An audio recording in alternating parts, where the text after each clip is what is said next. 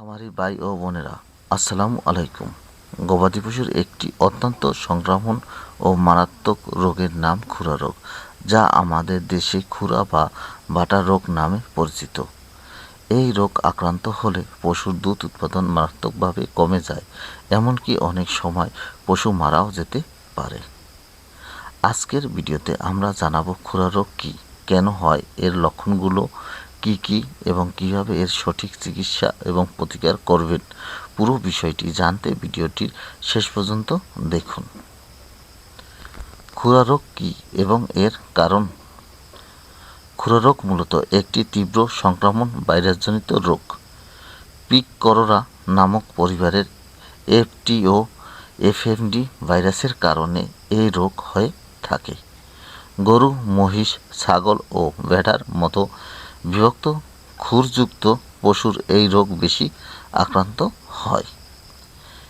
এই ভাইরাসটি বাতাসের মাধ্যমে আক্রান্ত পশুর লালা, গোবর বা দূষিত খাদ্য বা পানির মাধ্যমে দ্রুত এক পশু থেকে অন্য পশুতে ছড়িয়ে পড়ে। এমনকি খামারের যাতায়াতকারী মানুষের জুতা বা কাপড়ের মাধ্যমেও এই ভাইরাস ছড়াতে পারে।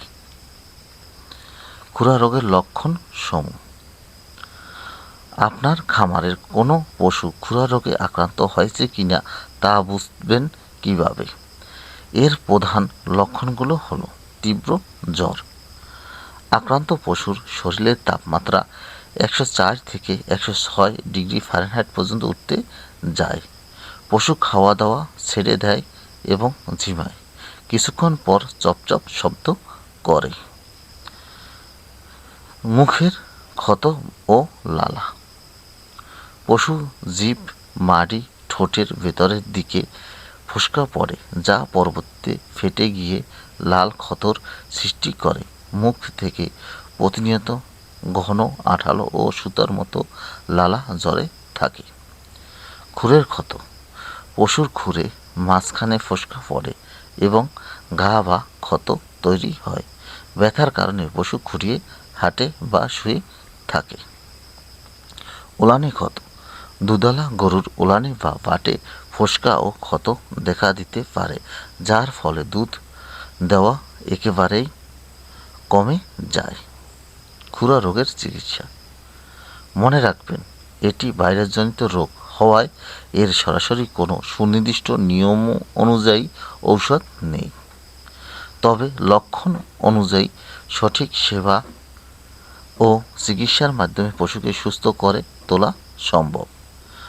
ক্ষত পরিষ্কার করা।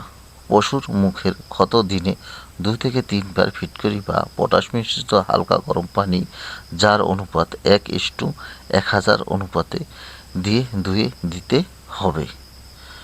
খুরের ক্ষত পটাশ পানি দিয়ে ধুয়ে সেখানে ক্যালেভিন স্প্রে বা সোহাগার খই ও মধু মিশ্রিত অথবা দস্তার মলম লাগাতে যেতে পারে। নরম খাবার দেওয়া। মুখে ক্ষত কারণে পশু শক্ত খাবার খেতে পারে না, তাই এই সময় পশুকে নরম জাউ ভাত, কুড়ো বা পাতলা ভুসি খেতে দিতে হবে। সেকেন্ডারি ইনফেকশন রোধে। ব্যাকটেরিয়া সংক্রমণ বা সেকেন্ডারি ইনফেকশন রোধ করতে রেজিস্টার্ড ভেটেরিনারি চিকিৎসকের পরামর্শ অনুযায়ী অ্যান্টিবায়োটিক ইনজেকশন বা তীব্র জ্বর ও ব্যথানাশক ঔষধ ব্যবহার করতে হবে।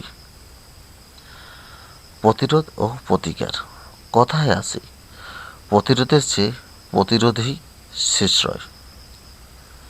খুরা রোগ থেকে খামার রক্ষা করতে এই পদক্ষেপগুলো জরুরি। নিয়মিত টিকাদান। খুরা রোগের একমাত্র কার্যকারী প্রতিকার হলো সময়মতো ভ্যাকসিন বা টিকা দেওয়া। বছরে অন্তত 2 বার প্রতি 6 মাস পর পর সরকারি বা ভালো মানের খুরা রোগের প্রতিষেধক টিকা দিতে হবে। আলাদা রাখা। খামারের কোনো পশু আক্রান্ত হলে তাকে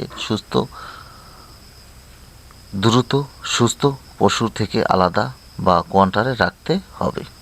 জৈব নিরাপত্তা।